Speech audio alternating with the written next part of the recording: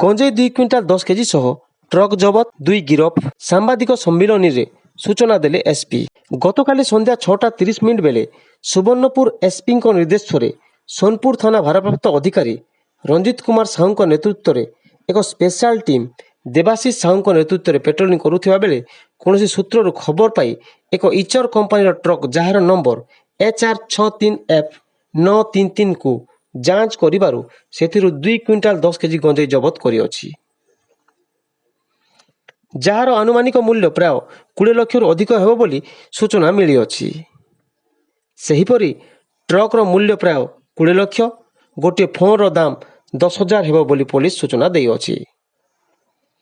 ଅଭିଯୁକ୍ତ ହରିୟାଣାର ଝାଜର ଜିଲ୍ଲା ନିବାସୀ ଦେବେନ୍ଦର ସିଂ ଓ ସତୀଶ ସିଂଙ୍କୁ ସୋନପୁର PS କେସ୍ ନମ୍ବର 380 ତାରିଖ 27/11/24 US 20 BIIC 25/29 NDPS ଧାରାରେ ଗିରଫ କରିଅଛି।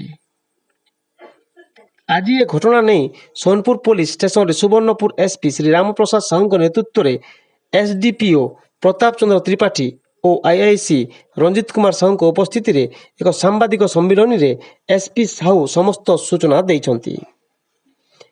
ଏହା ବୌଦ୍ଧ ଜିଲ୍ଲା କଣ୍ଟାମାଳ ଅଞ୍ଚଳରୁ ମଧ୍ୟ ରାଜସ୍ଥାନକୁ ଚାଳନା ହେଉଥିବ ବୋଲି ସୂଚନା ମିଳିଅଛି। କୋଉଠି ଟ୍ରାନ୍ସପୋର୍ଟ କରୁଥିଲେ ଏଇଟା?